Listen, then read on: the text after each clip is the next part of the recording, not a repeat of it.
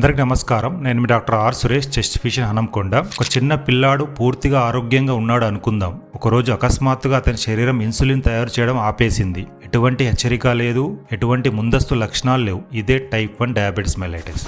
Type 1 diabetes అంటే ఏమిటి? Type 1 diabetes అనేది ఒక ఆటో ఇమ్యూన్ డిసీజ్. అంటే మన శరీరంలోని రక్షణ వ్యవస్థ పొరపాటున ప్యాంక్రియాస్లో ఉన్న ఇన్సులిన్ తయారు చేసే బీటా కణాలను దెబ్బతీస్తుంది. ఇన్సులిన్ లేకపోతే ఏమవుతుంది?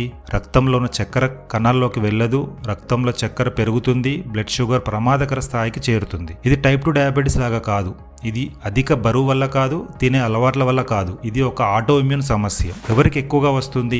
పిల్లలకు, టీనేజర్లకు, యువకులకు. కానీ ఏ వయసులోనైనా రావచ్చు. చాలాసార్లు లక్షణాలు కొన్ని వారాల్లోనే వేగంగా కనిపిస్తాయి. ముఖ్యమైన లక్షణాలు చూస్తే గనక ఎక్కువ దాహం, తరచుగా మూత్ర విసర్జన, అకస్మాత్తుగా బరువు తగ్గడం, అలసట, ఎక్కువ ఆకలి. గమనించకపోతే ఇది ఒక ప్రమాదకర పరిస్థితికి దారితీస్తుంది. అదే డయాబెటిక్ కీటోఎసిడోసిస్. దీన్నే షార్ట్ గా డీకే అంటాం. డీకేలో వాంతులు, పొత్తి కడుపు నొప్పి, వేగంగా శ్వాస, గందరగోళం. ఇది ఒక అత్యవసర పరిస్థితి. ఇన్సులిన్ ఎందుకు తప్పనిసరి? టైప్ 1 డయాబెటిస్ లో ఇన్సులిన్ ఒక ఆప్షన్ కాదు, అది ప్రాణరక్షక ఔషధం. ఈ రోగుల శరీరం ఇన్సులిన్ అసలు తయారు చేయదు. అందుకే రోజు ఇన్సులిన్ ఇంజెక్షన్లు లేదా ఇన్సులిన్ పంపు అవసరం. ఇన్సులిన్ లేకుండా జీవితం సాధ్యం కాదు. చికిత్స ఉందా? ప్రస్తుతం పూర్తి నయం చేసే మందు లేదు. కానీ సరైన ఇన్సులిన్ చికిత్స, బ్లడ్ షుగర్ మానిటరింగ్, సరిగ్గా ఆహారం, వ్యాయామం, అవగాహన ఉంటే ఈ రోగులు సాధారణంగా ఆరోగ్యంగా జీవించగలరు. కంట్రోల్ లేకపోతే సమస్యలు. షుగర్ కంట్రోల్ లేకపోతే కళ్ళ సమస్యలు, కిడ్నీ సమస్యలు, నరాల బలహీనత, గుండె సంబంధిత సమస్యలు. కానీ సరైన కంట్రోల్ ఉంటే ఇవి